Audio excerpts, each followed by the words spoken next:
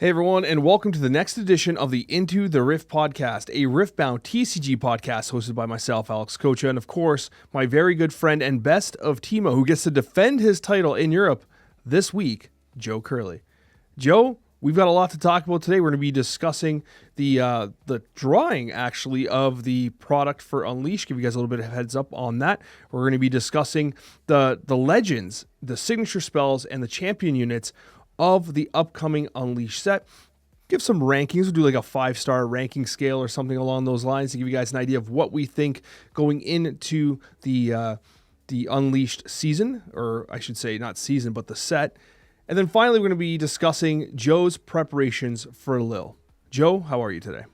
Yeah, good. A little bit poorly, but hopefully I get all of that out of my system by the time Lil comes around. Really looking forward to it. I've played maybe like 300 games of Riftbound this week, Alex. Really enjoying the game and looking forward to Lil this weekend.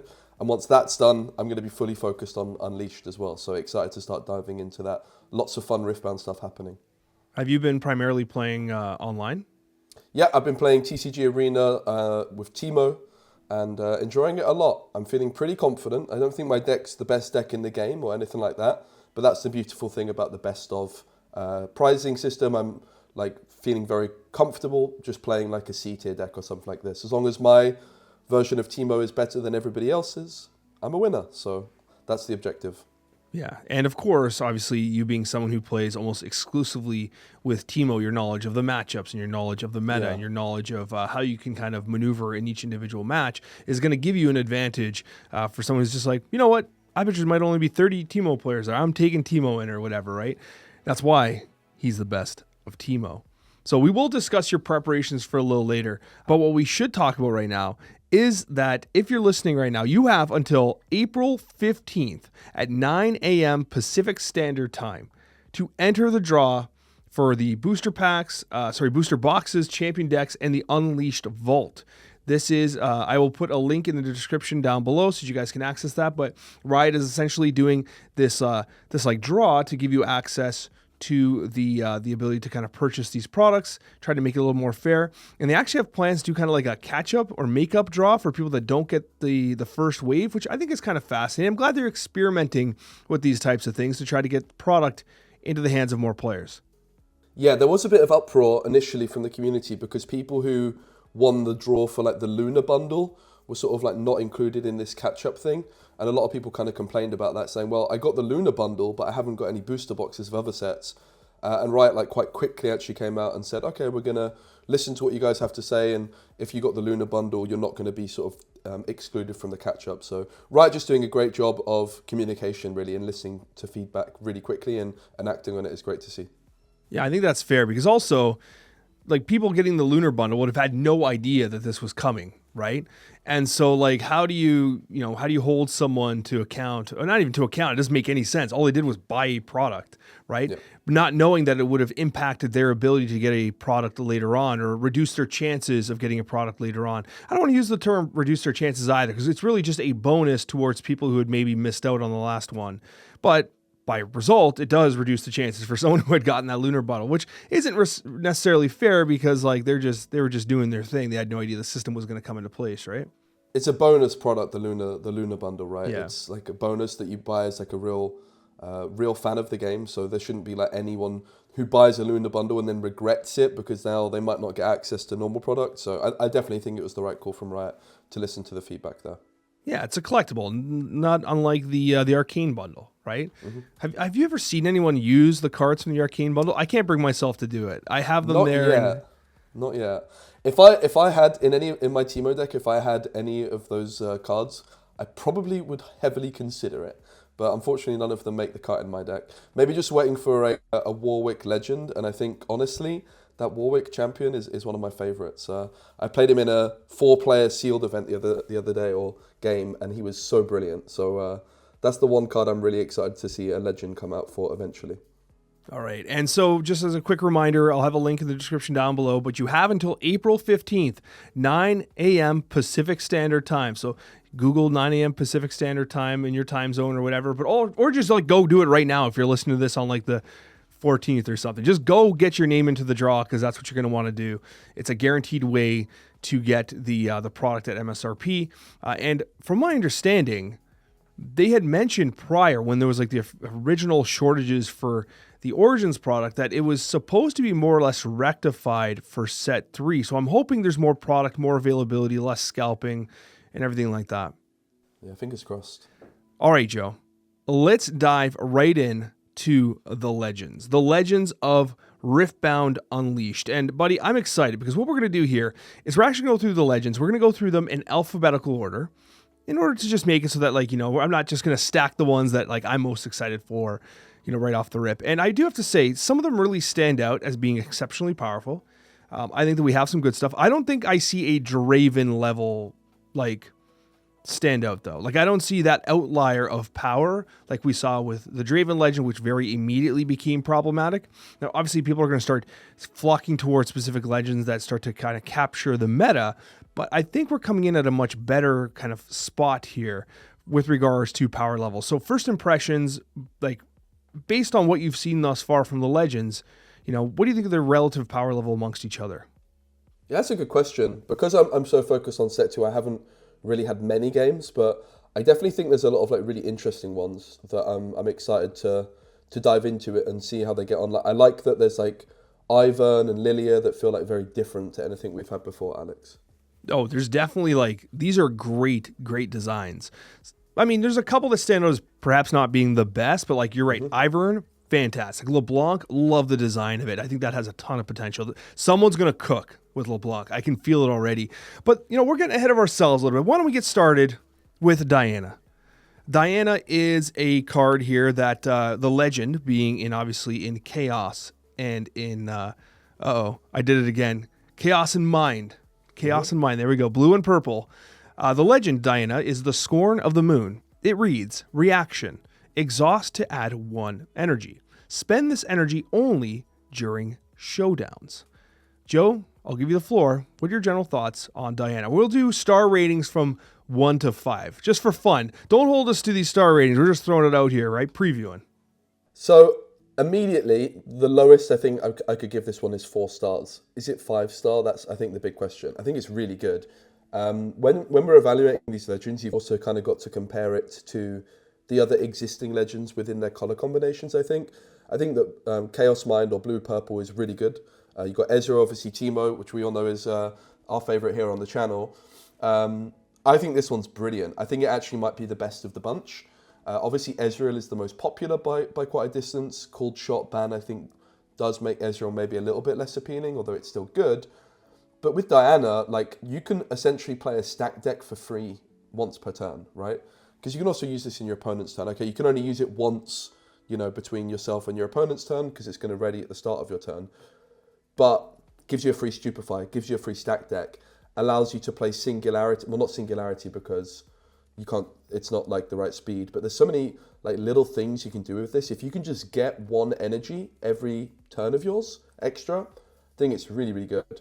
Like just suddenly, rather than playing stack deck at the start of your turn, you're more likely to like want to wait until the showdown and then play the stack deck if you've got nothing else to do with it. So I think it's extremely good and might just kind of be the best option in this color combination as well. I agree with your 4-star rating. I think that's kind of cool. I will say that like something that stands out to me here is that you spend this energy only during showdowns, and technically that could I mean, if the rules indicate, that could be a non-combat showdown too. So, like, if let's say you have a unit on the board and then you go into a battlefield, that non-combat showdown, you could proc this and do like a free stack deck or whatever, right? If you want to start your turn and conserve the energy in your hand, which could potentially be extremely valuable as well. Like, I think this has a ton of potential, and you're right to identify that, like, it's also great because the colors are great. These have been traditionally very strong color pairings. And yeah, like I think it's fantastic. And adding to it is, quite frankly, a very strong card in its signature spell, which is Moonfall. Moonfall, a 3-cost 1 power that reads action. So it's at action speed, I should say. Choose a battlefield where you have units. You may move up to 1 enemy unit to that battlefield. Then give enemy units there -2 might this turn. It looks really good. You like the look of this one, Alex, right? I definitely like the look of this one. I think it's really good. It's basically like Super Charm to some degree. I imagine Charm and then like Thousand Tail Watcher had a baby, and it was this to some degree, right? Obviously, there's some nuance there that I'm kind of just glossing over. I think this is very good. I think this is also like a 4-star card, if not like starting to get to that 4.5 like range. I think this is really good. It's a fantastic spell. Likely be a 3 of in Diana decks, I think. Like, it's too good to not be a 3 of. It's just like, also it doesn't have a minimum either, which is kind of cool. So like theoretically you could just, it's almost like a stun in that case, but also with Bellows Breath and stuff, you start to get to the rate where like you just do any damage, you might be able to, take units out. They only need 1 might for that anyways, but so going down to minimum doesn't matter. But I just think it's like, it is a very good signature spell. And of course it can be potentially discounted by Diana the Legend. And so it's not overcosted. It's single power, which I think is nice for this effect. I think it can be very, very good. I think it's really good too, right? Like, you get access to something similar to Charm in different colors, and we know how good Charm is. Like, most green decks are playing 3 copies of it. It is more expensive. You do give that -2 to it, but I think like the really key thing to recognize the difference between this and Charm is that action speed, right? You can play this in a showdown to really bamboozle your opponent and move one of their things to the other battlefield, kind of like a reverse Ride the Wind in a way, right? Really strong. You can also recur it with Fizz, which is quite relevant. Like, Fizz is able to hit spells which cost 3 or less. You do still have to pay the power cost. But this is like a 3-cost card is like an ideal target in theory for Fizz to like get max value. So I definitely agree. The list that I've kind of been peeking at is running 3 of these. So I think that your assessment there, Alex, is right, that it's going to be a really good signature card. Might be an expensive one. Those signature cards are often quite expensive if they're very competitive out of the gates, and then they tend to sort of settle. So definitely a card I'm going to be looking for in my packs. Yeah, especially as an epic rarity too. For the chosen champs, I think what we'll do is I'll introduce both, and then maybe choose the one that you think might be the most meta relevant. Joe, we're also going to be here for 6 hours. So you do have 2 chosen champions, of course. We'll be discussing the chosen champions based off of like Unleashed. Obviously, there'll be like Vi, who also has a chosen champion from Origins. We will have some of that overlap as well. Vex, of course, too. We have Diana Linari. So it's a 3-cost, 3 might. When a showdown begins here, you may pay 1 energy. If you do, predict. Then reveal the top card of your main deck. If it's a spell, draw it. And to predict, look at the top card of your main deck. You may recycle it. And then what we have is the other Diana, No Longer Human, which I realized I didn't have up and prepared, like I had said I was going to. It should be up on the screen now. Diana No Longer Human, a 4-cost, 1 power card with 3 might. That reads Ambush, meaning that you can play it as a reaction to a battlefield where you have units. When you play a spell, give me +2 might this turn. Joe, of these 2, which is the one that stands out to you? I think it's chosen champion, definitely Lunari, because it's cheap. It doesn't cost the power. Like these 3-cost champions, or 2-cost champions in the case of Teemo, are my favorites. You look at like Lucian. I think that the other Diana maybe has some potential in something like an Aurelia deck, for example. I think it's the chosen champion. This card looks brilliant. Obviously, you predict. And you could have some like deck manipulation, so it's guaranteed. But you look at like some of these like Victor decks as well that are playing Ravenbloom Conservatory, how consistently that Ravenbloom Conservatory can actually hit a spell in a Victor deck. I think that this one's got real potential of drawing. And as a chosen champion, it's just brilliant. Just consistency. Next up, we have Ivern. Now, this is one of the heroes that I don't care if it's good or not. I'm playing a lot of Ivern. I just really want to play Ivern. This is a brilliant design. It is like that menagerie style deck that's only going to get better as we get more Poros. I mean, there's Poros every single set, and they keep being cuter and cuter. I don't know how they managed to do it. But long story short, we have Ivern, the Green Father, which, by the way, is kind of funny. You almost want to read it as the Godfather, you know what I mean? But you don't. It's obviously the Green Father. It is green and yellow. And it reads, when you conquer or hold, you may exhaust me to replace that battlefield with a brush battlefield token. And the brush battlefield allows bird, cat, dog, Poro, and Ivern units to have +1 might in brush. First thoughts on Ivern. And I know you love him too, but let's be like as critical as possible, because he's not the best legend in this set, right? But I want to love him the most.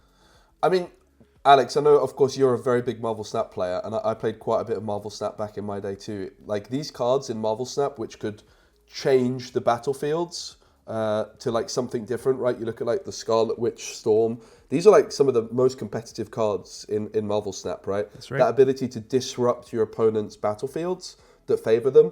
So the fact that this has that sort of effect, I think, is immediately really interesting. Like, if there's any battlefields which have like really, really high impact, the one that a lot of people talk about with this is not Obelisk, the one that gives +1 point. I can never remember the name of it, but that's Arena's Greatest or Aspirant's Climb. Aspirant's Climb. Yeah, so like if you're at 8 points and you somehow manage to remove Aspirant's Climb from the game, bam, I win, surprise. Which there's a similar thing in Marvel Snap, right, with Limbo, and it's like turn 7, bam, remove it, game over. So there's some really cool stuff you can do with this. I think maybe the problem this has is like, how good are battlefields in the game? Are they that good that it's that valuable to change it? Maybe. I think that's going to be a big question mark for this, is how useful is it actually to replace someone's battlefield? And it's not a permanent thing either, because it can be swapped back. But I'm really excited for it, if nothing else. It's probably not going to be the most competitive, but it's definitely one I'm interested in testing, and it's hard to judge.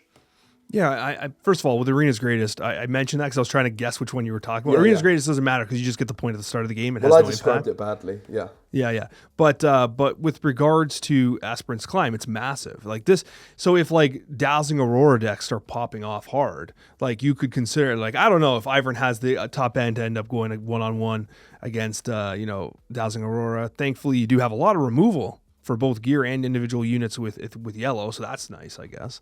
But I don't know. I just love it. I like the idea of having battlefield control. It's the name of it's eluding me. I don't know why battlefields and remembering. Like, I know all their effects, but like I can't quite remember the one that forces you to recycle a rune when you conquer a hold or whatever, and then. But with the brush, so it can be swapped back when scored. So when your opponent comes in, they would have to choose to keep the brush there, right? Yeah, I think which would then make it, when you come back in, all your guys have +1 might. Because this is also a very defensive ability, because you have to take the battlefield to replace the battlefield, right? So if you put a really negative battlefield in play where your opponent's like, I'm going to keep the brush, like I don't want to be recycling my runes or whatever, that gives you basically like Lucian's +1 attack type thing, but on your portals and stuff. Like, again, I haven't played the card yet, but I'm just kind of thinking out loud. I think also, like, if you look at Trifarian Warcamp, which is one of the battlefields whose name I do remember, which is +1 to everything, it's a really competitive battlefield. It's good against removal, like Kai'Sa gives you like that 1 extra might in a threshold, but your opponent gains the benefit of it as well, right? So if they come in and challenge, their guys have +1. With Ivern, chances are all your guys are going to have +1 and your opponent might not get anything. So I actually think the brush battlefield is pretty damn good. Realistically, from a legend, you kind of want more like passive points, arguably. Something like a Master Yi, something like Ezreal or Diana, as we just looked at, that like gives you a little bit more without having to try too hard. This one, it's kind of doing something and then not necessarily doing all that much after that fact. So it's going to be interesting, but I think it's probably like 2 stars, but it's like 3-star in my heart. I agree with that. I'm only going to go 3 stars. I think it might be better than that. It might be better than 2. I think there's some definite 2-star legends. Sure. I'm willing to give this 3, but you're right. It might be just like, I just love this, and it's like a 2-star, but it's 3 in my heart. I think we might be in the same spot here, to be honest with you. But this is a card that I can't wait to play. Like, is this our new Teemo? Like, is Teemo and Ivern in the same category of love and affection, right? Like, that's the question, Joe. I'll throw it out there. Do you think you can love Ivern the way you love Teemo? I think I could. I mean, honestly, Storm was my favorite Marvel Snap card, Alex. Like, that ability to disrupt your opponent's battlefield sounds so satisfying. So I'm all in for it. I'm excited to give it a go. Now, maybe not as convincing, but really interesting is Daisy, who is a signature unit, not a signature spell. And we have a couple of these, actually. A signature unit. Daisy is a doozy.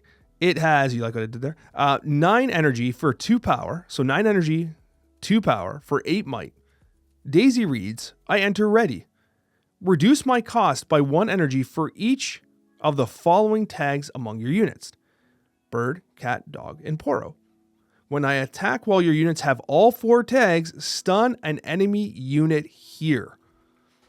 it's pretty impressive, especially since it enters ready, which is obviously a superpower in Riftbound.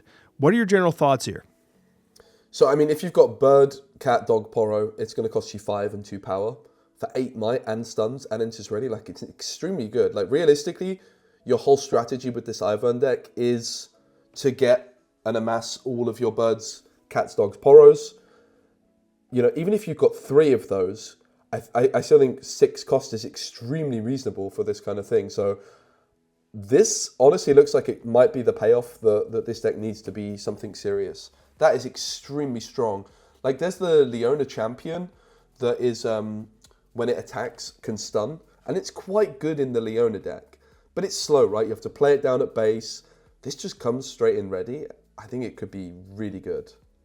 And this might be a little bit of cope, but like I was thinking about it too, because I really want to play Ivern. First of all, I like the art. I love the art. Look at that. Look at that Poro. It has a heart on its belly. How do you not love that? But the thing about this too is, I don't want to say it's resistant to like rebuke, because the power cost is high. But because it enters ready, it has that like if it gets disrupted, it has that immediacy of being able to come in back ready and discounted potentially, right? That does help, but it is a heavy price to pay at 2 power. 2 power is a lot. It's going to really set you back. So for me, I'm willing to, like, this is like much like the hero. This is probably on like the 3-star side. I don't think it's a bad signature unit or signature spell.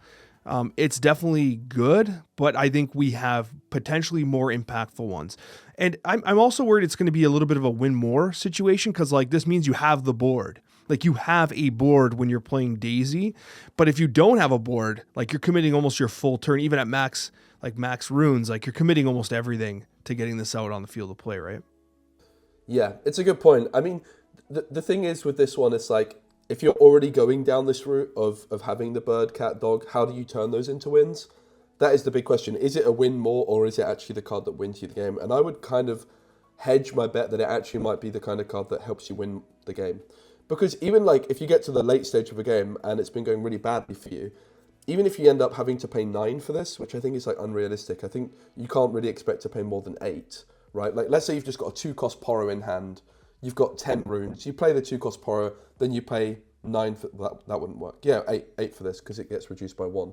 So it's like similar cost to Watcher, and it has honestly a pretty unbelievable effect. Okay, it only gets the stun though if you have all 4 tags, right?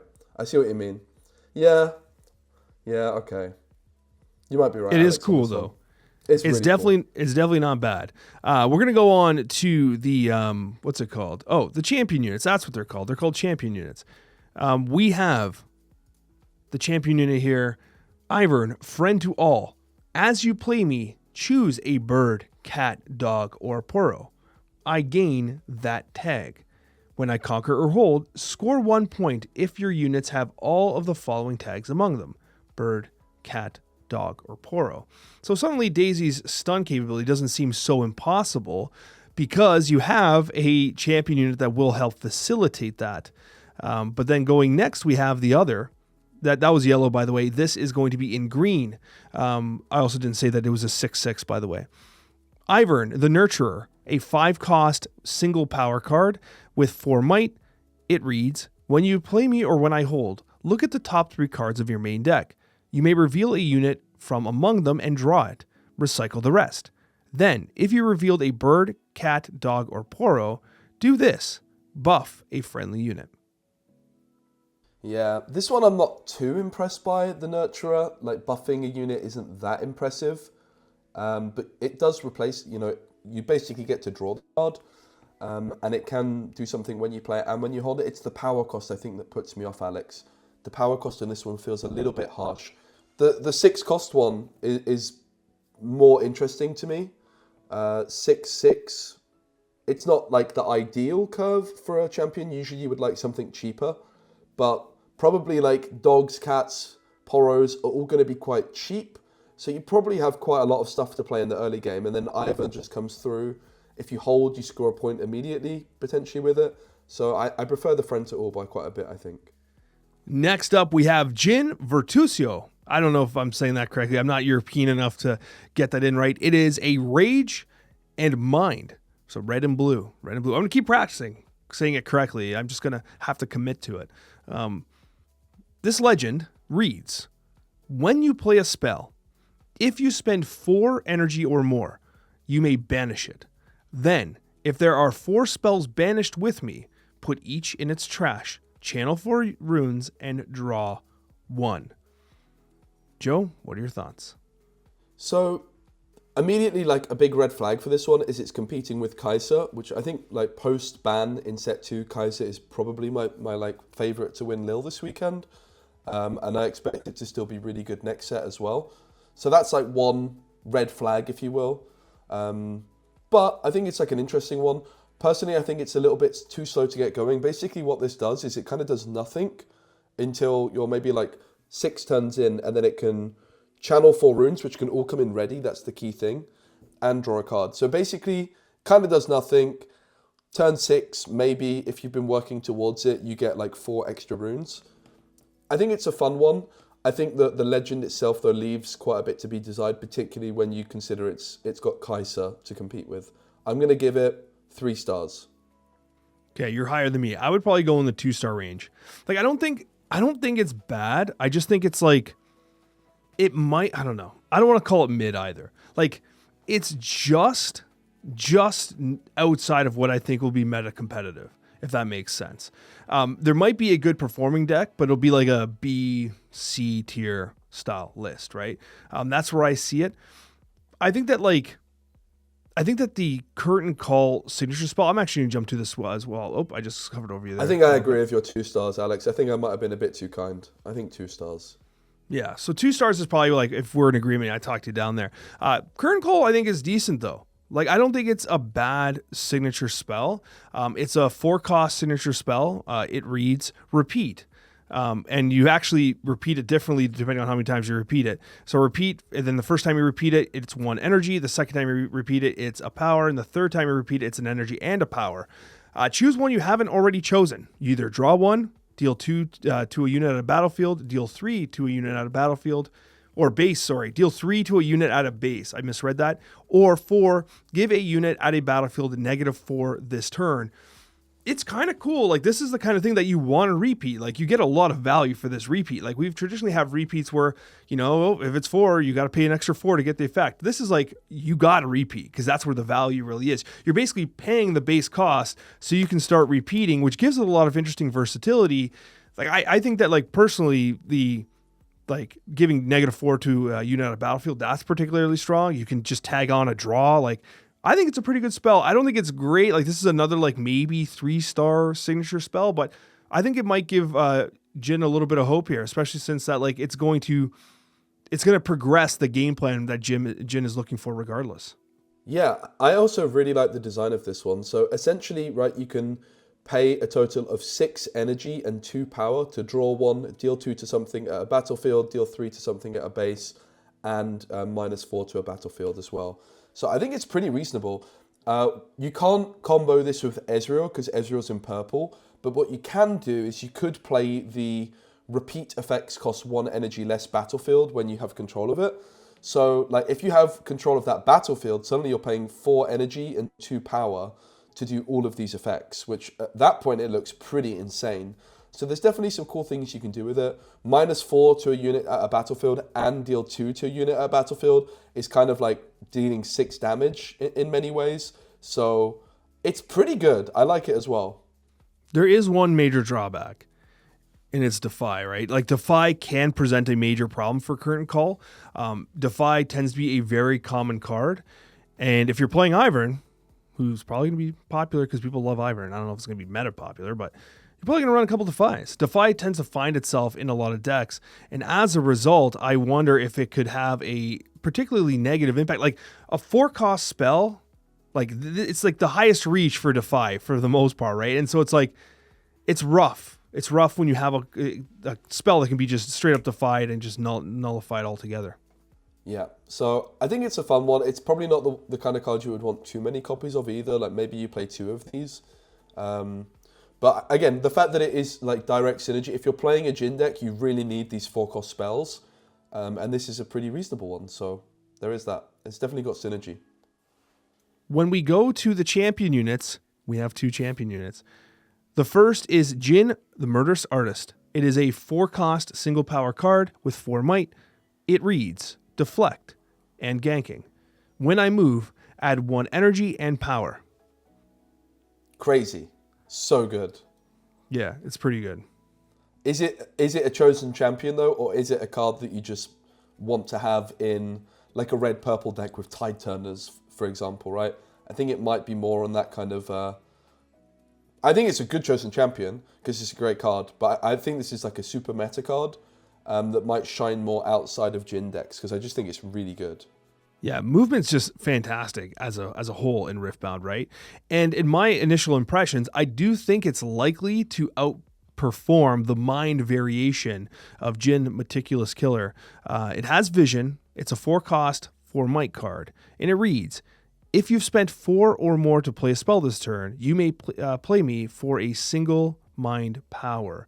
Kind of cool. It's almost like Nocturne, right? So that's why I saw your face light up. So what do you think?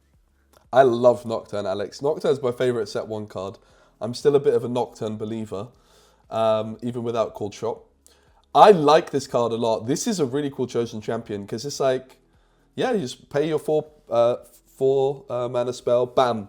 Suddenly you get Jhin down, who's a 4 might guy for 1 power. Like that is a lot of pressure. And these 4-cost spells are kind of slow. So I really like this. I honestly really like it as a champion as well. Like just have access to it. I think it's a really cool card. Big fan of this. Okay, Joe, but if you had to pick one, which one is it? Is it the Meticulous Killer or the Murderous Artist? Okay, I'm going to cop out because if I'm playing Jhin, I pick the blue one. And if I'm not playing Jhin, I pick the Murderous Artist. Is that allowed? As a chosen champion, I pick the blue one. For any other deck, I pick the Murderous Artist. I think that's a cop out, but that's what I'm going for. Next up, we have Kha'Zix, the Void Reaver. This legend is in Body and Chaos. It reads, when you win a combat, gain 1 XP. You can spend 1 XP in Exhaust to buff a unit. You can spend 2 XP in Exhaust to move an exhausted friendly unit from a battlefield to its base. Joe, what are your thoughts?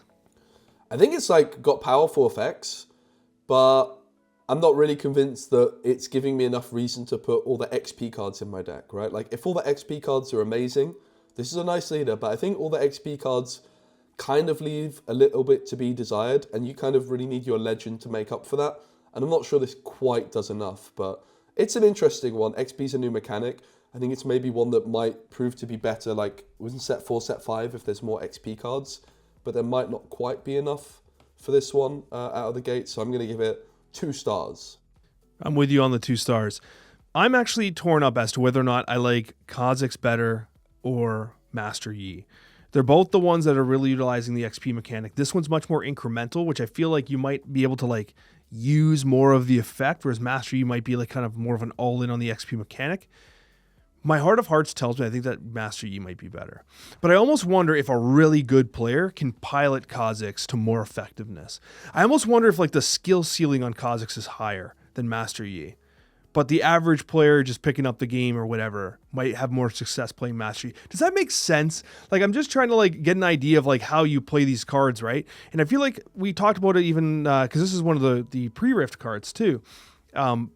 I like the idea of incremental XP because in my experience playing the Master Yi, it felt like an all or nothing, like, oh, you're either winning by a ton or you're losing by a ton. So that was perhaps a bit of a factor. But for Kha'Zix, I'm with you at 2 stars. I just don't think it's like the one to play in this meta. Like, I don't think it's going to be competing at the absolute top. I think good players will be good with it. But outside of that, I might lean towards Master Yi. What are your thoughts? Yeah, I mean, if you compare the leader to Lee Sin, right? Yeah. Lee Sin can give a buff each turn, doesn't have to worry about XP. This can do that, but also you have the alternative of spending your XP to move an exhausted friendly unit. But you have to have XP cards in your deck. So when you like look at it compared to Lee Sin, you're like, yeah, I don't really know if it's much better than Lee Sin, and that's not a great place to be, I think, is it? No, not at all. That's definitely not a good place to be. That's not where you want to be, right? No. You should just be able to be like, hey, I'm clearly better than Lee Sin, I guess. And I think what's not helping either, and I'm going to tip my hand a little bit here, I don't love Void Assault either. Like I think it's okay. I think it's good, but it's not like when you're talking signature spell, you want like kind of like, oh, I'm playing this hero, I got an unfair advantage. This is a good spell, but it's not great compared to some of the other ones I think that we're going to be talking about shortly. Void Assault is a 2-cost, 1 power. It reads, move a friendly unit, then move an enemy unit. All right? If they both move to a battlefield you don't control, you're the attacker, which has some implications as well. Now, here's the thing, though. This reads, move a friendly unit, not you may move a friendly unit. So I do think that like it has an built-in restriction here where it's not just charm, right? And of course, like it allows you to manipulate the battlefield, especially with obviously you're able to move exhausted friendly units with your legend ability and stuff like that, but you're gonna have to pay XP for that. I don't love this. And obviously we know that movement can be strong. It also is not at action or reaction speed, right? I think that this might be one of the weaker of the signature spells, if not the weakest of the signature spells. Like I almost want, like I'm going to say like signature spells are always just kind of above rate anyways. I don't know if I believe in this one. This is like a 2-star and I'm not even excited about it for me. But if you see something different, I'd love to hear it. Even in the comments, this is the one I'm reading. I'm like, am I missing something here? Or is this just not that good? I think I kind of like it, but it's hard to tell. Like, for me, like this is almost like the kind of card you could build your whole deck around, right? Like, if it's not going to be a card that you just like plug and play and it has like high impact, but maybe in like a certain kind of deck that's just like looking to make one big unit, maybe you could use it, right, to sort of like move from one battlefield to the other and take out one of your opponent's cards at the same time. So I think there is potential. It can be defied. That's definitely a bummer. And you're right, it doesn't have like that same utility of being able to be played in your opponent's turn, but it is still somewhat comparable to Charm. And it could actually be a better Charm, right? Because you could move yourself. If you can make it an advantage, there's a lot of hoops to jump through. Like, you're absolutely right. But maybe if you're like a really strong player with the right deck, maybe this is doing something. So I actually like the look of this one. But I'm not sure. The one thing that gives me a little bit of hope, and tell me if I'm wrong on this. So let's say you have a pretty big body on the board, right? You take it, you win a battlefield. You can use this to almost ride the wind, the big body into the other battlefield, pull something from their base, and then force a good trade, and then also score another point. So like it does have that side to it, which I think is going to be valuable. And maybe that's where I'm underestimating like what this deck looks like at the end of the day. Because I mean, I haven't cooked Kha'Zix yet, so I don't really know what it's going to look like necessarily. I've been cooking a lot of other stuff, not Kha'Zix. I want to solve Leblanc, I want to solve Ivern, and Master Yi are the three that like I'm really excited about. I just want to cook everything, but just Kha'Zix not one of the ones I'm most excited about. But I do see that potential, that ride the wind style potential that maybe gives Void Assault that like 2, maybe 3-star if the deck is cooking. Yeah, something like Ruin Runner, is a card I like a lot, and like just moving your Ruin Runner from battlefield to battlefield, like dragging your opponent's stuff in is interesting for sure. Yeah, and Rude Runner, that's been such a good card. And you called that early during preview, I remember. That was one that a lot of people weren't necessarily talking about, but like it's just such a simple but beautiful card. It's going to have a good weekend in Lille. That card is terrifying. Oh my goodness. Are you scared of it? Is it going to impact... I'm so scared of it. Yeah, I think it's like the card for the weekend. If I was like playing a deck to win the whole event in Lille and not chasing a best of, I'd be on Ruin Runner, I think. Okay, good to know. We are going to be talking about the champion units now, where you start with Kha'Zix Mutating Horror. This is a 4-cost, single power hero champion unit. It is 4 might. It reads Ambush, which means that you can play me as a reaction to a battlefield where you have units. When I attack or defend, if an enemy unit is alone here, give me +2 might this turn and gain 2 XP. And then you got some XP generation on this one here. And then you have on the other side, that was the purple. Then you got the orange here. You have Kha'Zix, Evolving Hunter. This is the alternate art. I don't know, I'm just clicking whatever one comes up first.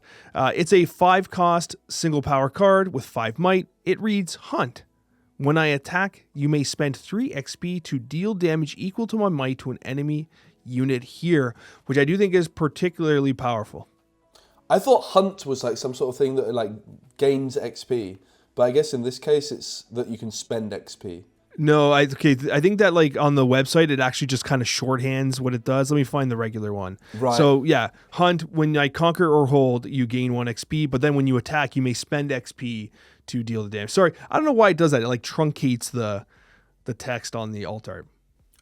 This card's quite insane. I haven't actually seen this one before. I really like it, Alex. Like, a big question with these XP decks is like, where is the payoff? That is big payoff, right? Imagine it is you've big got payoff. like punch first on this guy, bam, 11 damage. Yeah. 10 damage. Pretty good. It's really good actually. And it gives me like hope that if you have like this ability to start like generating that XP rapidly, right?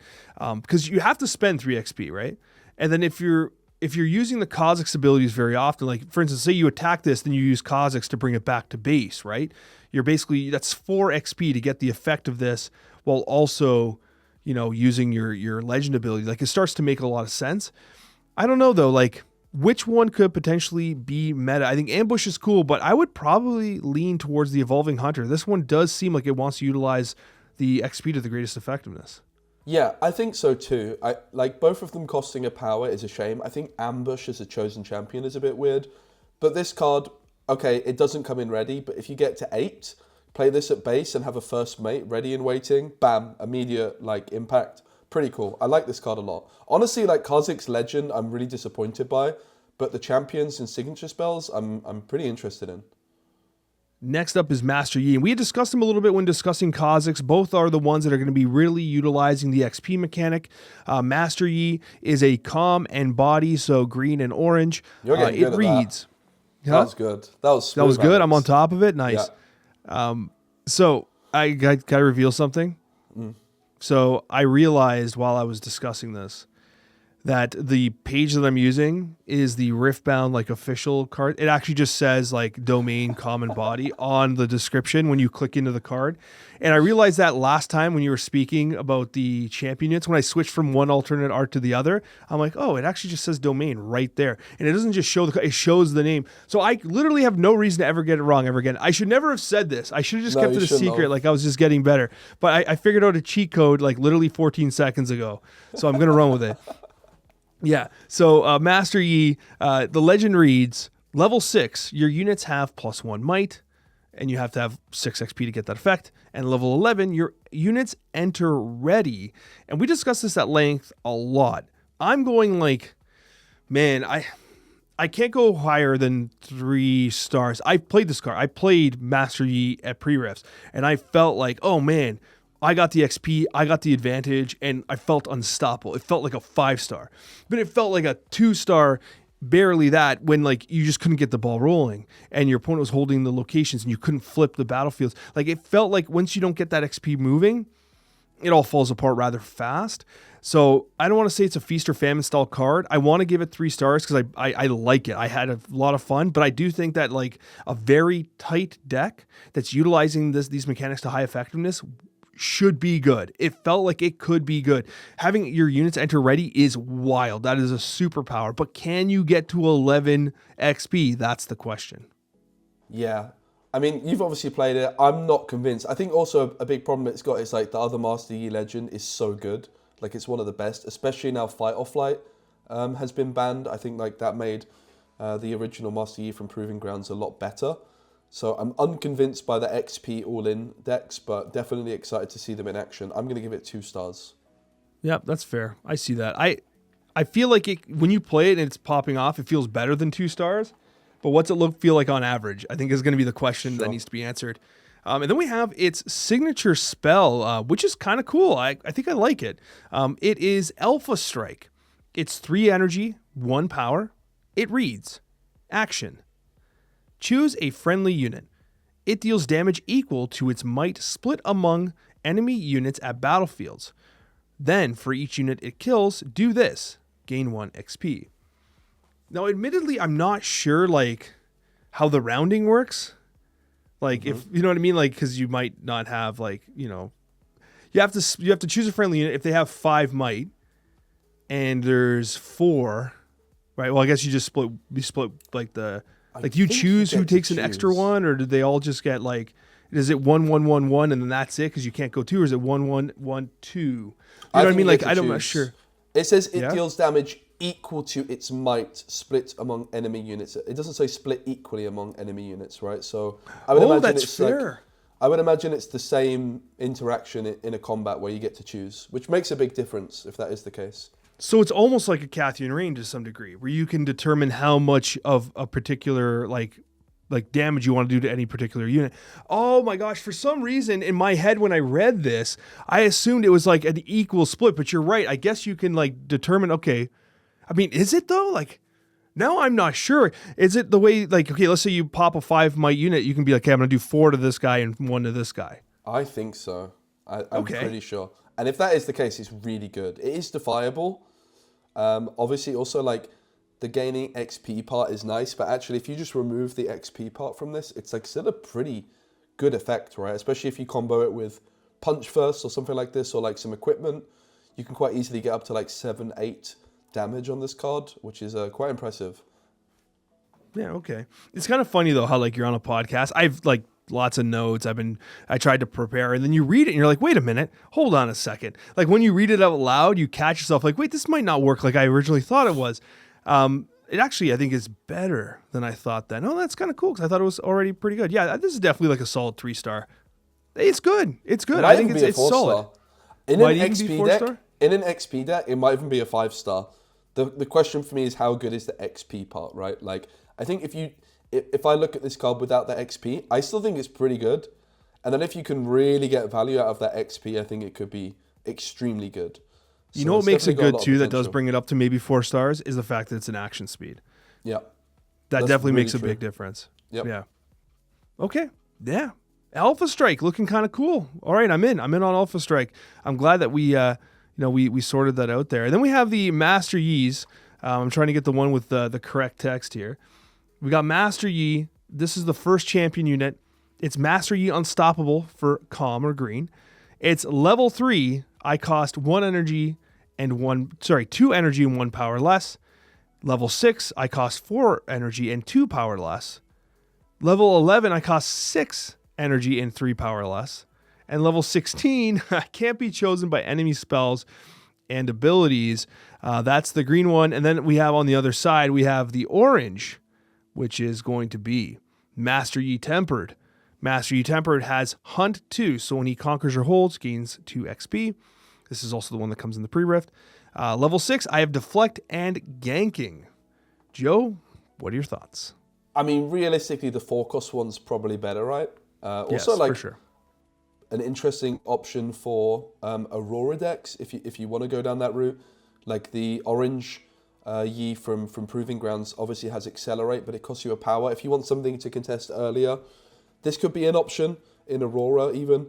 But yeah, the other guy is such a big guy that he's hard to pass up on, right? But you would imagine it's going to be too expensive. Yeah, the other guy's huge, of course, right? But like, first of all, I think that like a 4, how many times have we seen 4-cost, no power champ units be just meta drivers? Yeah. Like they are so consistently useful, especially when a deck wants to start generating the XP. You want to conquer, you want to hold, you want to be aggressive. And so Master Yi gets that plan off to the races, so to speak. So yeah, I definitely do think that the orange Master Yi Tempered is going to be the one that most people lean into. But because I said that, someone is going to break the meta with the green one. Yeah, and you could even just slam it into a Dazzling Aurora deck as well, right? Like it's just a 12 might guy that's an option. It's probably not the best bet, but you could do it if you really want to. Next up is Leblanc. Now we're going to try to go a little quicker for the sake of time here. Leblanc the Deceiver is in Mind and Order, blue and yellow. It reads, when you conquer or hold, you may discard 1 and exhaust me to play a readied reflection unit token there. It becomes a copy of another unit there. Give it temporary. Yeah, it's like, this is a front runner for like one of the best, right? Everyone's talking about this one. 5 stars for me. I like this one. Yeah, obviously, like in this color combination, you've got Victor, Lux, Renata. So there's definitely room for a very different style of deck. Most of the decks that aren't Victor are kind of role-playing as Victor with like Jace, Vanguard Armory. I don't think this one will do that. I think it'll be its own deck, and I think it'll be very good. I think it is 5-star. I think this is an incredibly strong ability. I think it's the best legend of the set. And I think that's something needed to compete with Victor. I love Victor. I've been playing Victor at locals and stuff like that. I love it. And if I were going to Lil, I'd be playing Victor right now. I know you don't like that as a Teemo gamer. I love Teemo too, but I'm just saying there's something beautiful about the amount of removal that Victor has and the amount of disruption and what you can do with this color combination. And I think that LeBlanc takes it to that next level, especially when you think about like when you create a copy of something with temporary, think about like the amazing death knells that you can start trying to like pick up on, right? And forcing those effects to happen, which is kind of cool. And even if they're not like insanely big cards, like just, getting a draw or whatever, right?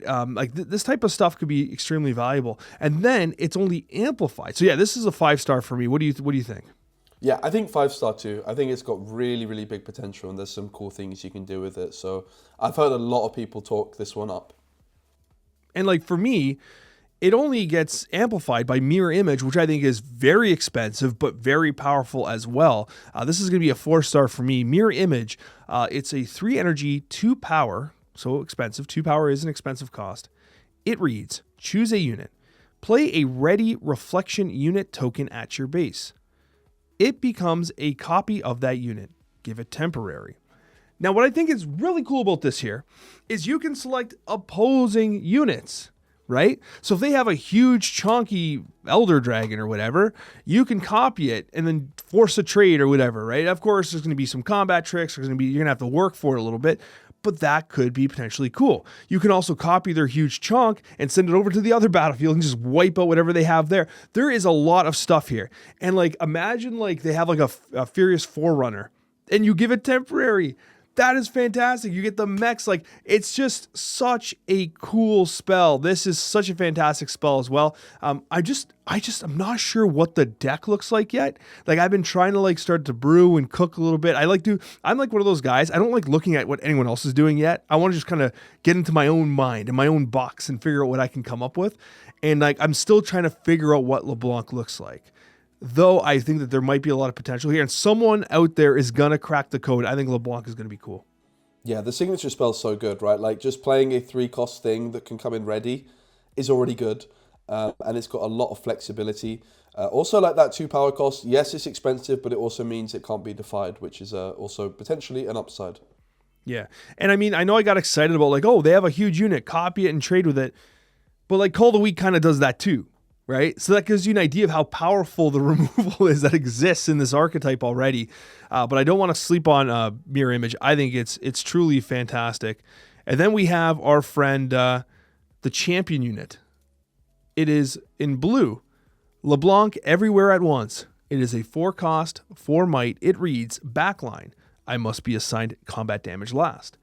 Your temporary effects at my battlefield don't trigger. Which is kind of interesting. So the thing that was supposed to die just doesn't die, right? Which is really cool. I mean, sometimes, again, if you're doing like death knells and stuff, then like you want them to go down, but maybe you don't want it to go down. And then we have LeBlanc Fragmented, which is 3 energy and 1 power for 3 might. It reads Assault, so it has +1 when it's an attacker. And then Death Knell, draw 1.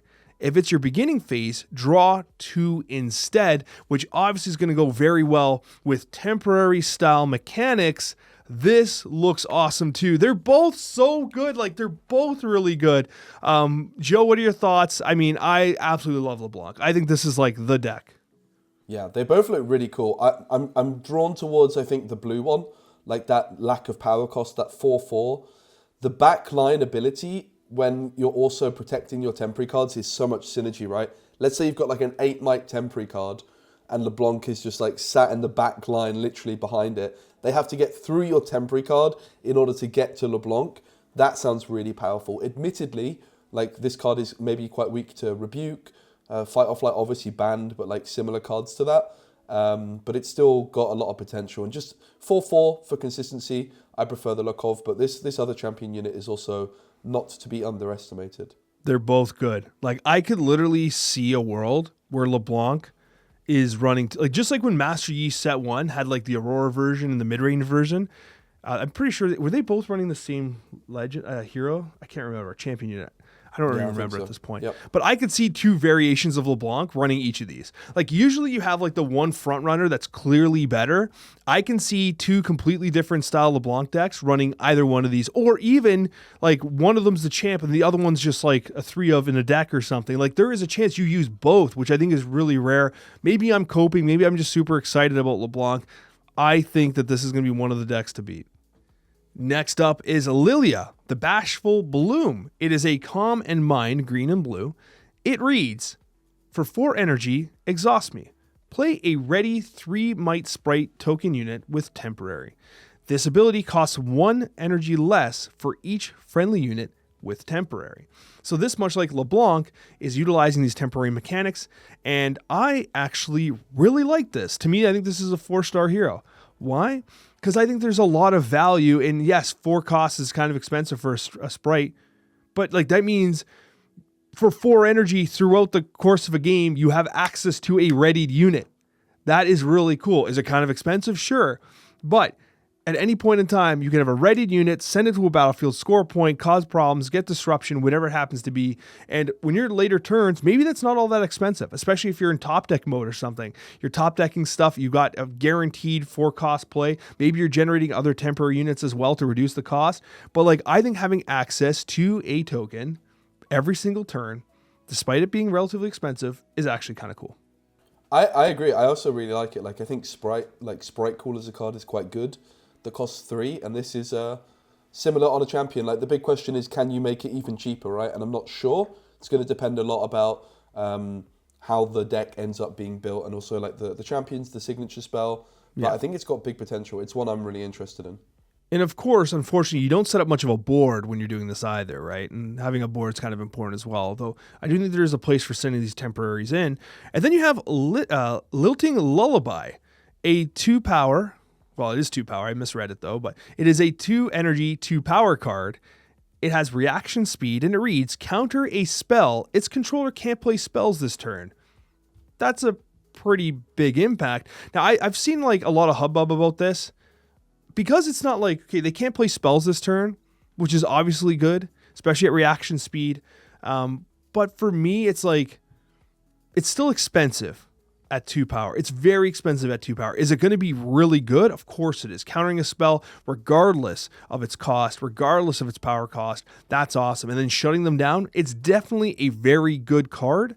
To me, this is like another 4-star card, but I start to wonder if that power cost is maybe a little intense. So we're rating out of 5, right? I give this 6 stars. I think this card's... You think this is that broken? Yeah, I think it's so good. In Disney Arcana, we have a card called Peach, which stops your opponent from being able to play actions in a turn, and it's so meta, it's unbelievable. This is like a counter spell, which also like counters every other spell in that turn, like ahead of time, right? It's such a good way to close out a game. Imagine you like play a like Lilting Lullaby, then the next turn play another one, and then play another one. Your opponent's sat there like, what can I do? What can I do? So I think it's really, really very powerful. Yeah. I mean, you have to counter a spell. You can't like open up with it, right? That's true. Like you can't just be like, hey, like Bjorn Thundersong comes in and just like, hey, screw you. Like you're doing nothing now, right? That's a different beast altogether. This actually has to like on the chain or what's it with the stack? What do they call it? It's a chain in this game. I'm trying to remember now. Yeah. I'm not sure. Yeah. It's You're not a chain sure? or Okay. a stack. This is one of the two. I'm pretty sure stack is magic and chain is Riftbound. You got to counter something. So they got to do something. You got to counter it, and then they shut it down. I think it's really good. Like, don't get me wrong, it's solid, but like 6 stars, Mr. Curley. You're coming in hot. You're coming in hot. Okay. So Lilting Lullaby getting the Joe Curley recommendation. Not So Fast has been cooking me so hard, and this is just like Not So Fast, even better. Costs a bit more, but I think it's worth it. Absolutely. And then we go on to the champion units. The champion, by the way, some fantastic base art, by the way, on like Lillia got like the golden base art. Actually, there was a great base art on Kha'Zix too that like almost looked like it should have been an alternate, but they're just so good. The art is so good in this game. Lillia, Faithon. It's a 3 cost, 3 might. You have the option to accelerate it for an additional cost and power. When I move from a location, play a 3 might sprite token with temporary there. All right. Pretty legit. And then, of course, we have... It's weird, but it's interesting because it's move away, right? It's not when you move to, it's when you move away. So if you can give this ganking, I think it becomes particularly good. But it's definitely a weird card, but I do quite like it. Yeah, it is very interesting, isn't it? And then we have Lillia, the Protector of Dreams, which is 5 costs, which has kind of traditionally been awkward for champs. 4 might. When you play a token unit, give me +1 might this turn. Your token units have tank. I'm not sure how to read this one, honestly. Like, both of these champ units are the ones that I have the lowest read on in terms of which one I would rather go to. So I'll leave it to you because I'm not sure. I almost want to say I like the Lillia Faithon better because of the accelerate capability. Yeah. But, I mean, yeah, I don't know. Plus, this is 5. I don't know. I lean towards the blue one because this is also 5 cost. But this is quite expensive, isn't it? Yeah. I mean, if you compare this to like Aurelia's getting +1 might for like so easily, and this one is like not going to be easy to get much more than +1. No, but I mean, you might be playing lots of token units, which is beneficial, but it's already starting off rate. Right? Yeah. It's a 5/4. I don't like so it's already a little bit off rate. Like I lean towards Faithon, the blue, probably being better. Next up, we have Poppy, a body and order, orange and yellow. I mean, this color combo needs some love, I think, doesn't it? I don't know if it's going to get the love from Poppy, though. I gotta be honest with you, because Poppy, I think, might be, how do I say this politely? This might be pure feces. Ploppy. Plop, yeah, for sure. Poppy sucks. I think this is probably the worst legend of the set. I think this is like the one that I'm like, I'm not convinced, which is crazy because I think there's very good Poppy cards. We discussed them last week. But like, unfortunately, Poppy, the keeper of the hammer, it reads, when you hold, gain 1 XP. Spend 3 XP to draw 1. Okay. Not crazy. I mean, Draven just had to win a battle to get to draw, and this one has to spend XP and exhaust itself. And then we have Vex, which we'll talk about soon, which I think is just a better version of this. So we're just jumping ahead a little bit. I think that this legend sucks. Maybe I don't see it. In the comments, if you're like, no, this is broken, this is a 5-star, like, please tell me that I'm wrong. Because I love Poppy. I don't see it, Joe. I don't see it. I agree. I think it's bad. I think that this could have at least been like gain 2 XP when holding. Like, I don't know, like 1 XP. Holding is quite hard to do. You're incentivized to hold. And like, if you compare it to Ezreal can draw like every turn relatively quite easily. This is going to be really hard to do. Like 3 XP is a lot. Yes, okay, it can draw cards, but you're incentivized to go down an XP route and you don't really get much payoff for it. Yeah. Yeah, I don't like it either. And it's crazy because, like, I think, in my initial impression of Keeper's Verdict, signature spell for Poppy, I think it's actually good. I think this is one of the better signature spells. So you have one of the worst legends, one of the best signature spells. So let's get to it. It is a 2 energy, 2 power card. So again, another 2 power signature spell. It's at action speed. It reads, choose an enemy unit at a battlefield. Its owner places it at the top or bottom of their main deck. This is 4 stars, baby. Like, listen, it's basically like Super Rebuke, right? It goes, they decide whether or not they place it at the top or the bottom, but regardless, they have to draw it again. So you're stuffing a draw technically. Yes, if they're like, all right, I don't need this anymore, I'll put it at the bottom, keep whatever, I guess. But you're bouncing something right out from a battlefield. That is awesome. That's how games are won, right? So in theory, it also helps with the Keeper of the Hammer, because when you hold, you can bounce something that's like, as an action speed, bounce it back to their hand. They can't play it again, right? Like, because they have to put it at the top or bottom of their deck, they can't bounce it to hand and then just play it again. It has to be drawn again, right? So I do think that Keeper's Verdict is a fantastic signature spell, but I'm not convinced it's enough for Poppy itself. I agree. I think it's 5-star. I think it's brilliant. Yeah. But like, again, if you really want to play this card, you could just play purple and you have a slightly worse like version of this in the form of Rebuke, but you probably get a much better legend. Yeah, I just realized I kind of spoke about it like I said 4 stars, but it's definitely 5-star, isn't it? Like, I was that fired up for a 4-star card. There's no way I'm that fired up for a 4-star card. This is a 5-star card all day long. And honestly, talking about 5-star cards, I had the chance to play Poppy, the Paragon, the champion unit, which has, for 5 cost, 5 might, deflect. When you play me, if an opponent's score is within 3 points of victory score, ready me and gain 3 XP. This was a good card in my experience. Is it situational? Of course. You gained that 3 XP. That's cool, especially with the legend, right? But not just that. it comes in readied. That is fantastic. So I had a lot of success with this here. And that's not the only Poppy option that we have, because of course we have the yellow, which is Poppy, Defender of the Meek. It is 6 cost and 1 power for 5 might. It reads, you may spend 3 XP as an additional cost to play me, and if you do, I cost 3 less. So you can discount it using XP, which is kind of neat. It has Ambush, which means you can play it as a reaction. And then you have Tank as well. This one I'm not as sold on because also I've not played it. Is cool. I think these two champions are really cool. I think they're really neat designs. I'd be interested in your take. I'll tell you right now, the Paragon Orange Poppy, it played really well in my experience. But that was in sealed and stuff, so maybe it's a little different. Yeah, Defender of the Meek, again, it's that power cost that puts me off a bit, right? Like, you can pay XP, but then you still have to pay the power cost. I'm not too blown away with the Paragon, though. I'm, like, looking at this, I'm like, oh, hello, Volibear. Yeah. Volibear wouldn't mind a little bit of this. What are you going to do with the XP? That's going to be the big question mark. But even without that, like a 5/5, which comes in ready, it's really not bad. And with Deflect, if you can somehow in a Volibear make use of that 3 XP, could be brilliant. Could be really good. And now we have Pyke. Pyke, the legend, in Fury and Chaos, a very, very popular combination of colors. Can it compete with the likes of Draven? Can it compete with the likes of Annie? Well, we'll find out. I don't think it does. It is a legend that, for 1 energy, you can exhaust it. Return a friendly unit at a battlefield to its owner's hand. Play a gold gear token exhausted. We've got ourselves a proper bounce enabler here. But is it enough, Joe? No. This is actually the only one I've tried building. I tried building this like a month ago.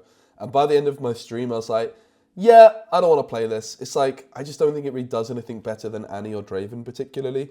It is cool. Like, it kind of gives me Teemo vibes, as we're going to see from the champions in a minute. Like being able to bounce stuff, gold gear. But I just think it's like really overshadowed by both Annie and Draven. 100%. I wouldn't play this over Annie and Draven all day long. I would take Annie, honestly. I almost want to play some Annie, to be honest with you. I just honestly, want to play Riftbound. I might even take Jinx over this, but I am a Jinx fanboy. We're on the last 2 episodes of Arcane. Mm-hmm. And like Jinx, what, like, yeah, I don't want to get into it right now. Maybe we'll do like, maybe one of these days we should do like a separate special episode. We just talk about the Arcane or something. The Arcane, the show. Yeah, but no, I hear you there. Man, Jinx is another card. That's actually something with Riftbound I've always thought about too. It's like, I was looking at this card, I'm like, this needs more support. It needs more like bounce support. But when the next set comes out, Vendetta, like, do they really want to support like the existing legends, or do they want to start supporting the new stuff being released? I think that Riftbound kind of finds itself stuck a little bit, where it's like, you know, you might incidentally get some cards here and there for old legends, but I don't know if they're targeting the older legends outside of the set very, very specifically. But I mean, I digress. Cards are getting better all the time. Just like anyways, this is a 2-star for me. I don't see Pyke. I think so too. Not even. I might even go lower. I like the look of it. I like it, but it's not. I don't think it's going to be good. You know what I mean? Yep. But we have Death from Below, which is also mid. I guess it's not bad because anytime you kill it, I should read it first. So first of all, it is a 4 energy single power card. It reads: kill a unit at a battlefield. Then, if it had 3 might or less, you may play this from your trash for a power cost. Kind of cool. Like, you can cause this chain reaction to happen. Oh, I smoked that guy, smoked that guy, smoked that guy. Like, killing a unit on a battlefield is beneficial. But it's also, you're killing at a battlefield. It's not just a battlefield. It's not a base. It's not wherever you want. It has to be a battlefield. That's a limitation. And, of course, it's still 4 for 1. And I don't want to bring it up again. But like, you got Call of the Week. That takes unit out too. Obviously, it's not targeted. So it's not bad. I think it's definitely good. I think it could potentially even be like amazing at times to completely clear a board state. But it doesn't trade blows with some of the better signature spells we've got. But it is good. This is definitely a good one. This is definitely like a solid 3-star signature spell in my opinion. Yeah, I think like if you're playing Pyke, this is probably the card you try to build around to kind of give you a direction. But it is a weird one, right? Like, yeah, I'm also a little bit unconvinced by it. It's a bit expensive for my taste. I feel like it could have cost 3 as a signature spell. And then you could recur it with Fizz. But I think as is, I'm not the biggest fan of it for me. It's a little bit too expensive. Then champion units wise, we do have Pyke Returned. It's a 3/3. It reads Hidden. That's kind of cool. Got a hidden championed unit. Are there any other here? Of course, got the Teemo. Of course, we got the Teemo that loves that. I just want to see if I can bait you, Joe. Like, there's no way Alex pretends like Teemo doesn't exist. It also has backline, so hidden and backline for 3/3. It reads, once each turn, when an enemy unit dies while I'm at a battlefield, play a gold gear token exhausted. So a lot more synergy with those gold gears. And then, of course, we do have the red Pyke, the Dockside Butcher, a 3/2 that reads hidden, ganking. You may pay 1 additional power cost to play me, and if you do, ready me and give me +2 might this turn. I should have just read it exactly. I kind of shorthanded the description there. But yeah, you pay additional 1 power, and it gets +2 might on that given turn. And I think the Dockside Butcher is like really, really fascinating because in the early game, what you tend to do, right, is like, I mean, you can just compare it to Teemo, right? Let's say you play a 2-drop at your base, move into a battlefield the next turn, hide Teemo. If you hide the Pyke in a similar way to how you would hide Teemo, when you reveal it from hidden, if you feel it necessary, you can pay 2 power. It's going to have 4 might in a similar way to Teemo. But then the next turn, it's going to ready, and you could gank it over to the other battlefield to score a cheeky point. Really good aggressive tool. Again, though, if you look at like the signature spell, maybe you're more incentivized to go down a slightly slower route. So I'm not quite sure, but I do like this card in particular, the Dockside Butcher. I think is really cool. And you can also just play it as like both of these champions as a 3 cost with no power. So you can either play them on curve, or you could play them as hidden cards. So there's a bit of flexibility there. They don't cost 2 in the same way that Teemo does. But if you miss early curve, you can just play it, and then if not, you can hide it quite quickly. So they're very interesting for sure. And pick them up again with your leader and then re-hide them. Absolutely. And in the interest of time, I'll keep going here. Poor Joe is getting sicker as the discussion goes on. We got Rengar. Again, we're going in alphabetical order here. We have Rengar. I'm not too excited about this, but we're going to continue the conversation here. So Rengar is a Fury in body, so red and orange. The legend reads, when you play a unit, give a unit +1 might this turn. That's not too bad. But the reason why I want to talk about this in tandem here, because I think this is like as 2-star as it gets, right? This is very much like, all right, why you, not even 2-star. This might even be lower. No, not lower. It's good enough, right? But when we talk about why you would ever play Rengar, the reason why you would play Rengar, sir, I got to be honest with you, is what is the best signature spell of the set. And I know I've been going off on signature spells. This might even be one of the best signature spells they've ever written, because we have Rengar, the Thrill of the Hunt. It is 2 energy, a single power. It's a reaction speed spell. It reads, banish a friendly unit, then its owner plays it to any battlefield, ignoring its cost. Joe, this is ridiculous. It is so good. It's so insane. It's basically reaction speed, ride the wind. You could score points on your opponent's turn. You could basically like, oh, you're going to rebuke that or what? No, you're not. See ya. Like, this is easily one of the absolute most ridiculously dumb, silly, overpowered, wild signature spells I've ever seen printed. Maybe I'm overselling it slightly. Maybe a little bit. I don't think it's stupid good, man. I think this is wild. This is the best card of the set, in my opinion. Maybe not the set. Maybe it is the best card of the set. I don't know. This is crazy. I'm glad it's only in Rengar. Yeah, it can be defied, which maybe keeps it at bay a little bit. But yeah, I mean, I guess if you hit Brian here Thundersong on this and your opponent can't counter it, that you could do it in your opponent's turn. I got hit by a Brian here. That's disgusting. I never actually thought of that. You're right. I got hit by a Brian here Thundersong in my own turn earlier with someone using like this Poro card. I can't quite remember. And I was like, oh, okay. It's a lot easier to pull off with this, right? Like if you've got a Brian here down, Thrill of the Hunt, you react to the first thing your opponent does. Like if you're playing against Rengar and your opponent has a Brian here on the board, you need to be really careful about your sequencing. That's for sure. Yeah, this is a fantastic card, an absolutely fantastic card. If you're playing Rengar, you're playing 3 of. Rengar itself doesn't inspire too much confidence from like a legend perspective, but by golly, Thrill the Hunt is an absolutely phenomenal signature spell. We talk about the champion units. We do got two. Of course, the first is going to be Rengar the Unseen. It's the one with the smattering of words here. It has so it's 4 cost, 1 power, 4 might. It reads Accelerate, so you pay 1 energy, 1 power to have it enter ready. It has Assault 2. It has Deflect, and it has Ganking. And then, of course, we have the Trophy Hunter, Rengar the Trophy Hunter. It costs 5 energy and a single power for 6 might. It reads Ambush. You may play me as a reaction to a battlefield where you have units. I can be played to a battlefield where there are enemy units, even if you don't have units there. Kind of fascinating. Both are interesting. Which is the one that stands out to you? Both cost a power. There is also like a set 2 Rengar that sees some play as well. Yeah. So that's something that you could consider. Probably the cheaper one, I would imagine, with Accelerate. It's almost always the cheaper one, isn't it? Yeah, usually. Bit of a bigger threat. I don't like that both of them have the power costs, if I'm honest. But probably this one I prefer, the cheaper one.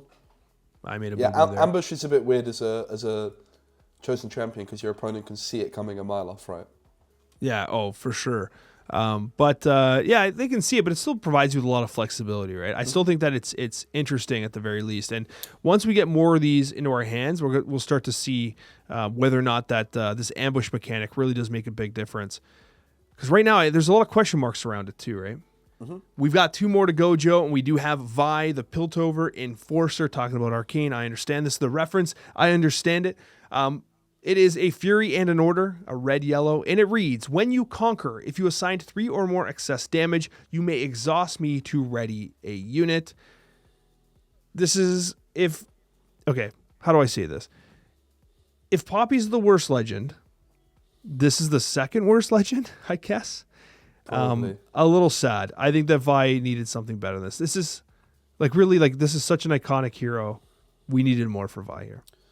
Yeah, I mean, if you can pull it off, being able to ready something is powerful, but yeah, it's very niche, isn't it? Like, it's a bit too specific. It is. It does get some help, though, right? Because you do have the Hextech Gauntlets, what I think is better. Like, Vi's like a 1-2-star card. Hextech Gauntlets, though, I think it's a good 3-star. Like, I think it's a solid one. It's a signature gear. Okay, so we've seen this before. Signature gear. It is a 3 cost. It reads, Equip for 3 and a power. This ability's energy cost is reduced by the might of the unit you choose. That's pretty cool. And it also reads, so +3 might, when I conquer, if you assigned 3 or more excess damage, draw 1. Who doesn't like drawing cards? Drawing cards is amazing. But you have to assign 3 or more excess damage. That's pretty hard. I don't know about you, Joe, but I'm not always blowing out my opponent's battlefields. Like, I feel like games and battlefields are decided by, like, single mites sometimes. Like, it's not often where you're just like, oh, look at me. Oh, it's Mundo, I guess, is the time. Or hold on. Or OG Vi from Origins. Mm-hmm. Yep. So maybe there's that, right? Yeah, it's interesting. I do like the Hextech Gauntlets, right? 3, you're paying 3 energy for +3. Usually you'd get, like, +2 and some extra effect. And yeah, if you can conquer, it replaces itself. I think it's pretty good. And it's not hard to make it cost just 1 power to equip. So I do think it's quite solid. Yep. In terms of champion units, we do have Vi, the Peacekeeper. It's a 5 cost, single power, 5 might. It reads Ambush. And then when I attack, stun an enemy unit here. What do you think? It's an interesting card. Don't like Ambush, I think, still as a chosen champion, but I could see it being good enough in some other decks as like some surprise value, perhaps. Yep. And then, of course, we have the red Vi, which is hot-headed. Makes sense. Understand that reference as well. 4 energy, 3 might. Deflect. You can pay 2 energy and a power to double my might this turn. Really cool. And hey, if you get those gauntlets on, it's quite a bit of might, right? So you're starting to see, okay, gauntlets on, double the might. You're swinging for 12 with a single card. There's 3 excess damage there, maybe. Yeah, this card's awesome. This is maybe one of my favorite cards of the set because you can double. You get it, like the biggest might card we've seen in Riftbound with this for sure. You can easily get this to over 1,000. All right, Joe. Let's get you over the finish line here. I know that you're falling apart there. The last legend, Joe. It's the last one. We've been rating them all, and now we have Vex, the Gloomist. It is a common chaos, green and purple. It reads, when you or an ally hold, you may exhaust me to draw 1. And now you can see why the Poppy didn't seem so hot, because this is just, I mean, you or an ally hold and you get her done. Kind of cool legend. I don't, how do I explain this? I think this legend is pretty strong. The only, like, really strong. It's definitely a 4-star legend. The problem is we're so used to what Draven was and what drawing, like, we almost devalued what a draw is in this game, because it was so stupid for a while with Draven that, like, now that we have a card that's probably more balanced, it's like, oh, this doesn't look as good as Draven. But clearly it's like, if Draven didn't exist, you'd have been like, oh, hell yeah, man. Like, you hold, you draw. Like, when are you not doing that? That's a beauty card, right? So I'm giving this 4 stars easy. The big question with this one is, like, do you want to hold already, like, in your normal game plan with this deck? I think the answer is yes. I think I give it 3 stars. 3 stars, a little lower than me. Okay, I hear you. But can I change your mind with its signature unit? Oh, we're doing it again. It is a signature unit. We have a signature unit. It's Shadow. 3 cost, 3 might. If you play me to a battlefield, I enter ready. Cool, cool, cool. It has an action. So you pay 1 energy, 1 power, and you exhaust it to stun an enemy unit. So it enters a battlefield ready, and then you can stun something. That's kind of cool. So you get to use the action because it enters ready. Kind of fascinating. And this is a signature unit. I don't think it's as good as the legend, but it does service the legend in kind of being a much more defensive unit. It makes trying to tackle that battlefield much more risky, because you can stun something and maybe, like, you stun their big chunky. It doesn't end up trading. It bounces back. You end up defending. You draw a card, right? That's potentially really cool. I like this a lot. This is like a solid 3-star for me. If Vex is 4, this is 3, but this is good. It's really unique and interesting, right? And, like, if your deck is trying to hold, it becomes a lot better. So I do quite like it as well. I mean, decks you want to hold, right? So, anyways, Joe, I know you're exhausted. I don't want to put you on the spot, but I want you to list out your top 3. Do you want me to read them out for you again? We got Diana. We still need to do the 2 champions for Vex. Bro, I forgot. That's right. We got champion units. I'm glad you're here, buddy. I'm just skipping it. I'm just so focused on trying to get you in bed that I almost forgot that we still had a job to do, sir. We got the purple Vex, apathetic. Vex, I need to like learn more about Vex. This seems like a very fascinating here. I just need to play some League of Legends. Vex, 4 cost, 4 might. It has deflect. When an opponent plays a unit while I'm at a battlefield, stun it. They can't move it this turn. Okay. Broken. You think this is crazy? Broken. Okay, wait, hold on. Might be best card of the whole set, maybe. Wait, really? I didn't pick up on that reading it. Okay, I'll read the other one just quickly, then I want to hear about your thoughts on why that one's so cracked, because that surprised me, okay? And then we have the Vex Mocking, which is a 5 energy single power for 5 might. It has shield, it has tank. When you stun an enemy unit at a battlefield, you may move me to that battlefield. So again, you see that signature spell synergy there. That's very cool. But you were like kind of fired up over the apathetic Vex. Joe, talk to me. Yeah, so obviously you're trying to hold with this deck. It has deflect, which I feel like is a bit unnecessary. I don't think this card really deserves deflect. But if you've got it at a battlefield, let's say you've got Vex at a battlefield, Alex. I go with my 1,000-tailed Watcher ready to come through. And you stun it with your Vex. And I can't move my 1,000-tailed Watcher anymore. It's kind of insane. Like, as a hold machine, there's not really much better ways of holding than Vex. It's like the anti-accelerate card. Okay. I feel it. I hear it. So now, Joe, I'll ask you. Going strictly to the Legends now. Strictly to the Legends. Okay. Yeah. Should we try to rank them? Do you think that we can rank them? I think we should. I think we should rank them. Let's do it. What's your number one? What is your number one legend? So we got Diana. I'm going to pull them up quickly. You got to pull them up. We got Ivern. We have Jhin. Yeah. Kha'Zix. Master Yi. LeBlanc. Lillia. Poppy. Pyke. Rengar. Vi. And Vex. Who are the ones that really stand out to you? Because I have one. So if I had to rank them, number one, I think it has to be. It just has to be LeBlanc. I think LeBlanc has to come out on top in terms of potential power. Like, in a vacuum, these legends. Yep, I think that's number one. I think I can agree with that one. Let's get Okay. LeBlanc in number 1 slot. Number 2, you kind of convinced me. Do you consider Vex or not Vex? It is Vex. It is Vex. Why does it not say Vex? I wouldn't Vex go at for, number 2. I wouldn't go for Vex like the legend. I think it's the champion. I think if we're just going legend, I think Diana really catches my eye. I think that the +1 energy, really good. I guess that's right. You're right. We're getting a little too excited about. You got me fired up over Vex. So you're thinking that Diana's okay. So we got okay.